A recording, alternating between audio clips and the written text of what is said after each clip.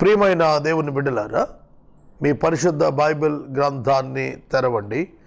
ఆది కాండము గ్రంథము 22వ అధ్యాయము. ఆది కాండము గ్రంథము 22వ అధ్యాయము మొదటి వచనము. నిన్నటి దినం మనం ఇదే ధ్యానించాం. మరలా చదువుకుందాం. ఆ సంగతులు జరిగిన తరువాత దేవుడు అబ్రహామును పరిశోధించెను. ఇది నిన్న ధ్యానించాం. ఎట్లనగా ఆయన అబ్రహామా అని పిలువగా అతడు చిత్తము ప్రభువా అనెను. ఇంగ్లీష్లో చదువుతాను. After these things God tested Abraham and said to him Abraham and he said here am I, here am I. చూడండి, ఇక్కడ తెలుగు బైబిల్లో అబ్రహామా అని పిలువగా, when God called Abraham, Abraham said, here I am, O Lord. ఇది మనం అనుకుంటాం. కానీ English బైబిల్లో చూచినప్పుడు Abraham and God said to him Abraham, God said to him Abraham. దేవుడు అబ్రహాముతో చెప్పెను. said, call, said, call. Said అనగా చెప్పెను, కాల్ అనగా పిలిచెను. తెలుగు తర్జుమాలో పిలిచెను, ఇంగ్లీష్ తర్జుమాలో చెప్పెను. కనుక ఇక్కడ మనం చూస్తున్నప్పుడు and God is with him, that you should notice. మనం గుర్తించాల్సింది ఏమిటంటే అబ్రహాము దేవుని చేత పరీక్షించబడినప్పుడు God is with him, God is with him, so that he said to him Abraham. అందుకే చెబుతున్నాడు అబ్రహామా అని చెబుతున్నాడు. అర్థమవుతుందా? కనుక మనము పరిశుద్ధ లేఖనాలను జాగ్రత్తగా గమనిస్తున్నట్లయితే దేవుడు ఒక వ్యక్తిని ఒక శోధనకు, ఒక పరీక్షకు అప్పగిస్తున్నప్పుడు అతనితో ఉంటున్నాడు. ఉదాహరణ, బైబిల్ గ్రంథంలో యేసుక్రీస్తు ప్రభువుని 40 దినములు ఉపవాసము అనంతరము, 40 దినముల ఉపవాసం అనంతరము అపవాది చేత శోధించబడుటకు అరణ్యములోనికి కొనిపోయిన వాడెవరు? పరిశుద్ధాత్మ దేవుడే. పరిశుద్ధాత్మ దేవుడు తోడుకొని పోయెను, తోడుగా ఉండెను. And the Lord is present with Jesus Christ when he was tested in wilderness. అరణ్యములో యేసుక్రీస్తు ప్రభు శోధనకు గురి అవుతున్నప్పుడు God is presented with him.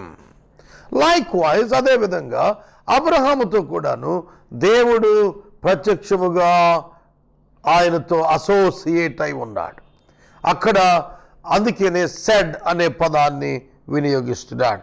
అబ్రహమా అని పిలువగా చిత్తము ప్రభువా అనెను. This you must learn. నువ్వు నేర్చుకోవలసినది ఇదే.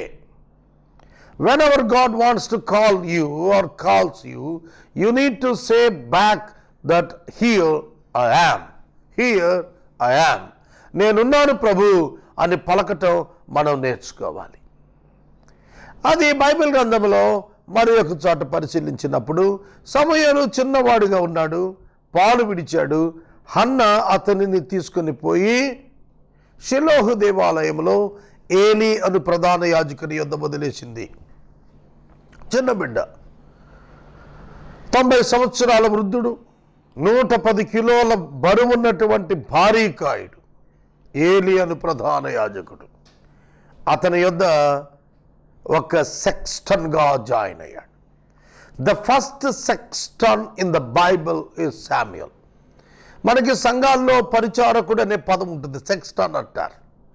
అంటే చర్చిలో బెల్ కొట్టడం, బెంచీలు సర్దటం, తుడవటం, వాటర్ పెట్టడం, టాయిలెట్స్ దగ్గర నీరు ఏర్పాటు చేయటం, నోటీసులు సర్వ్ చేయటం, ఇవన్నీ కూడా సెక్స్టన్ డ్యూటీస్. ఇట్లా చిన్న చిన్న పనులు చేయటానికి, నేర్పించడానికి దేవుడు సమూయేలును ఏలీ దగ్గర ఉండేటట్లుగా హన్నా ద్వారా ఏర్పాటు చేశాడు. అప్పుడు దేవుడు పిలిచాడు. when God called Samuel in the night time, రాత్రిపూట దేవుడు సమూయేలును మెల్లని స్వరముతో పిలుస్తున్నాడు.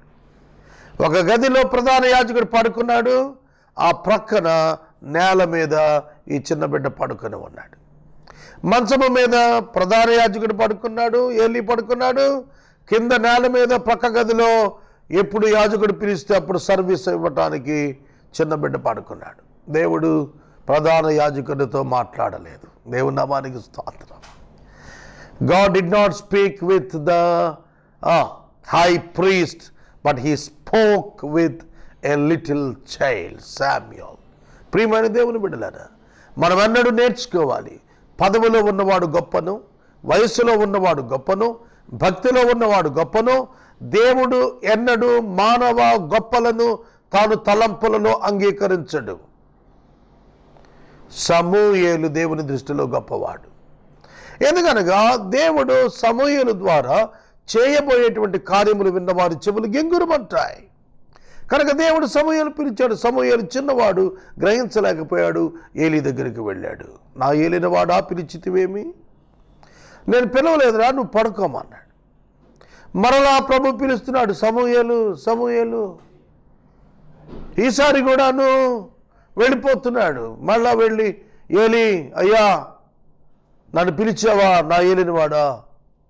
లేదయ్యా, నేను పిలవలేదు, వెళ్ళి పడుకోమన్నాడు. 2 సార్లు అయిపోయింది. అప్పటికి 3వ పర్యాయం మళ్ళా దేవుడు పిలుస్తున్నాడు, సమూయేలు సమూయేలు. We call it as the double calling. పేతురు పేతురు, యేసు ప్రభు పిలుస్తున్నాడు, పేతురు పేతురు. కనుక సమూయేలు సమూయేలు. అర్థమవుతుందా? కనుక double calling, when you are called in double times, there is very important message for you, it seems. ఇది చాలా పెద్ద ప్రముఖమైన వర్తమానం నీ దగ్గరికి వస్తుంది. What a great top message for the nation Israel. But God is giving the great message, a top message to a little child. ఒక చిన్న బిడ్డకు ఇస్తున్నాడు. ఒక చిన్న బిడ్డకు దేవుడు మహోన్నతమైన సందేశాన్ని తీసుకొచ్చి ఇస్తున్నాడు. He is going to anoint 2 great top kings in Judah. ఇజ్రాయేలీల పైన 2 మహోన్నతమైనటువంటి రాజులను, రాజ్యాలను స్థాపించబోయే చిన్న బిడ్డ అతడు. ఒక రాజ్య పరిపాలన గ్రంథాన్ని అలవోకగా చేత్తో రాసి అవతల పెట్టగలిగినటువంటి సమర్థుడైన నాయకుడు లేవనెత్తబడబోతున్నాడు. God is speaking with that little child. దేవుడు ఆ చిన్న బిడ్డతో మాట్లాడుతున్నాడు. ఏలీ గుర్తుపట్టలేదు, ఏలీ వినపడటం లేదు, సమూయేలు గుర్తుపట్టలేదు. ఏలీకి గ్రహింపు వచ్చింది, ఈసారి నిన్నెవరైనా పిలిస్తే చిత్తము ప్రభు అని చెప్పమంటున్నాడు. And God called him on the 4th time. He answered to God, Lord, here I am. నీ దాసుడును సిద్ధంగా ఉన్నాను, చెప్పండి ప్రభువా. This is the lesson in this night you need to learn. ఈ రాత్రికాల సమయంలో ఈ పాఠాన్ని నువ్వు నేర్చుకోవాలి. Whenever God wants to call you, you have to say, Lord, I am ready. Lord, I am here and I am ready. దేవా, నేను నీ దాసుడును, ఇక్కడ ఉన్నాను, సిద్ధముగా ఉన్నాను. What can I do for you, my Lord? దేవా, నేను నీ కొరకు ఏమి చేయవలెను నాకు బోధించుము, నాకు నేర్పించుము, నాకు ఆదేశించుము, నేను లోబడదను అని నీవు పలకవలసి ఉన్నది. కాబట్టి దేవుడు అబ్రాహామును పిలిచినప్పుడు అబ్రాహాము చిత్తము ప్రభువా అనెను. Here am I, here am I, నేనున్నాను ప్రభువా అనెను. God continued his talk with Abraham. అబ్రహాముతో దేవుడు తన సంభాషణను కొనసాగించాడు. This is also a great lesson for us. ఇది కూడా ఒక మంచి పాఠము. If you don't respond to God, he can't talk to you, he can't continue to talk to you. దేవుడు నీతో మాట్లాడడు. ఇఫ్ యు ఆర్ ఒబీడియంట్, నువ్వు విధేయత చూపించినట్లయితేనే దేవుడు నీతో మాట్లాడతాడు. నువ్వు అవిధేయుడు అయితే మాట్లాడు. నేను సిద్ధంగా ఉన్నాను, మాట్లాడు, ఏం చేయమంటాను అడగకపోతే he never reveals anything to you. నేను మనవి చేస్తున్నాను, అబ్రహాం జీవితంలో దీన్ని నేను నోటీస్ చేశాను. అబ్రహామా అబ్రహామా అబ్రహమా అబ్రహమా, నీవు నీ తండ్రి ఇంటిని విడిచి నేను చూపించే దేశానికి బయలుదేరమ్మన్నాడు. అబ్రహాం వచ్చాడా? వచ్చాడు. కానీ పాక్షికంగా వచ్చాడు. తండ్రిని తీసుకొచ్చాడు, తండ్రి ఇంటిని వదిలాడు, తండ్రిని తీసుకుని వచ్చాడు. బంధువులను విడిచిపెట్టి రమ్మన్నాడు, బంధువు లోతును వెంట పెట్టుకుని వచ్చాడు. తెరహ చనిపోవటానికి 10 సంవత్సరాలు పట్టింది. ఆ తరువాత లోతు విడిపోవటానికి మరికొన్ని సంవత్సరాలు పట్టింది. అన్ని సంవత్సరాలు దేవుడు అబ్రహాముతో మాట్లాడలేదు. When Abraham is not ready to receive the voice of God, is not ready to obey the Lord, God never spoke with him. అతనితో మాట్లాడలేదు. అర్థమవుతున్నదా? 13 సంవత్సరాలు దేవుని స్వరము అబ్రహాముకు రాలేదు. ఆ తరువాత అబ్రహామునకు స్వరము వచ్చినది. ఎప్పుడు వచ్చిందో తెలిసిన? లోతు అబ్రహామును విడిచి వెళ్ళిన వెంటనే దేవుడు మాట్లాడుతున్నాడు. Please understand the God of the Bible గ్రంథంలోని దేవుణ్ణి నువ్వు అర్థం చేసుకోవాలి. నీవు దేవుని పిలుపుకు లోబడతావా? హృదయపూర్వకంగా చిత్తము అని వంగి ఆయనకు సాష్టాంగ పడతావా? ఆయన నిన్ను తదుపరి సందేశంతో వాడుకుంటాడు. లేకపోతే నువ్వు అక్కడే ఉంటావు. నీవు పొందిన సందేశంతో అక్కడ నిలిచిపోతావు. దేవుని వాక్యము ఈ విధంగా మనకు సెలవిస్తూ ఉన్నది. అబ్రహామా అని పిలువగా అని అతడు చిత్తము ప్రభువా అనెను. నాకు ఇష్టమైన మాట హియర్ యామ్ ఐ, చిత్తము ప్రభువా, చిత్తము ప్రభువా. ఎన్నడైనా ఈ విధేయత మనం చూపిస్తున్నామా? ఇదే మాట 12వ అధ్యాయంలో మరి ఒక చోట కనబడుచు ఉన్నది.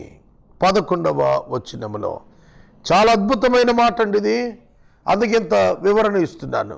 11వ వచనంలో ఒక సందర్భం కనిపిస్తుంది. అదేమిటంటే, అబ్రహాము తన కుమారుణ్ణి కట్టివేసి కట్టెల మీద పెట్టి కత్తి పైకెత్తి దించటానికి సిద్ధంగా ఉన్నప్పుడు పరలోకము నుండి దూత కేకలు పెడుతున్నాడు.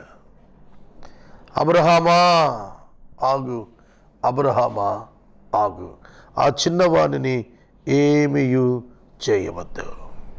అబ్రహామా అని పిలిచెను, అబ్రహామా అని పిలిచెను. ఇప్పుడు మీరు అబ్జర్వ్ చేయండి, ఇంగ్లీష్ బైబిల్ ఉంది కదా మీ దగ్గర. మొట్టమొదటి వచనంలో God said to him Abraham అనుంది. 11వ వచనంలో and but the Angel of the lord called him from heaven and said, the Angel of the lord called him from heaven and said. పరలోకం నుండి యెహోవా దూత పిలుస్తున్నాడు. అర్థమవుతుందా? పరలోకం నుండి పిలిచాడు అన్నప్పుడు కాల్డ్ అని వాడాడు. మొదటి వచనంలో గాడ్ సెడ్ అని మాట్లాడాడు. When God is giving the instruction to Abraham at first and the trial and the word for the test, he is with him. అర్థమవుతున్నదా? అతనితో ఉండి మాట్లాడినాడు. పరలోకములో ఉన్నటువంటి యేసుక్రీస్తే అబ్రహామా అని పిలువగా చిత్తము ప్రభువా అనెను. మీరు గమనించాలి, మొట్టమొదటి మాట అబ్రహామా అని పిలిచాడు, ప్రక్కనే ఉన్నాడు. అబ్రహామా అని పిలిచాడు, పరలోకం నుండి పిలిచాడు. అక్కడ నుండి పిలిచినప్పుడు బిగ్గరగా కేక పెడుతున్నాడు. అబ్రహామా, ఆ చిన్నవాని మీద చేయి వేయకుము, అతనిని ఏమీ చేయకుము. సోదరుడా, సోదరి, అబ్రహామా, ఆ చిన్నవాడిని ఏమీ చేయకము. ఇక్కడ మీరు గమనించారా? మొదటి వచనంలో ఒక్కసారే పిలిచినాడు అబ్రహామా, కానీ పరలోకం నుండి పిలుస్తున్నప్పుడు 2 సార్లు పిలుస్తున్నాడు. అబ్రహామా, అబ్రహామా. Double calling. సమూయేలు, డబుల్ కాలింగ్. మోషే, డబుల్ కాలింగ్. సౌలా, నన్ను ఎందుకు హింసిస్తున్నావు? Double calling. My friends, it is serious message. He said, "Do not lay your hand on the boy or do anything to him, for now I know that you fear God, seeing you have not withheld your son, your only son, from me." And Abraham lifted up his eyes and looked, and behold, behind him was a ram caught in the thicket by his horns. ప్రియమైన దేవుని బిడ్డలారా, దేవుని వాక్యము సెలవిస్తున్నది, అబ్రహామా Abraham అనగా చిత్తము ప్రభువా అని. With a humble voice, దీనత్వముతో కూడిన గొంతుకుతో అడుగుతున్నాడు. What can I do more my lord for you? What can I do more for you lord? Tell me. దేవా, నువ్వు చెప్పావు నా కుమారుని తెచ్చి బలివ్వమన్నావు, నేను తీసుకొచ్చాను, నా భార్యకు కూడా చెప్పలేదు. నా కుమారుడు అడిగాడు, నాయనా దహన బలి కొరకు కట్టెలున్నాయి, అగ్ని ఉంది, బలి పశువు ఎక్కడని అడిగాడు, మాట్లాడలేదు. కట్టె వేశాను, కట్టెల మీద పెట్టాను. Lord, I'm sincere before you. కత్తి పైకెత్తాను, నేను కత్తి దించటానికి ఆలోచించలేదు. And what can I do more for you Lord? You can command me to do him. అతనికి నేనేం చేయాలో ఇంకా చెప్పు ప్రభు. Is it not enough for you? ఇది చాలదా నీకు దహన బలి ఇవ్వటం? You can order me, what can I do for you more? చిత్తము ప్రభువా అంటే అర్థం ఏంటో తెలిసినా, ఇంకా నన్ను ఏం చేయమంటావు ప్రభువా?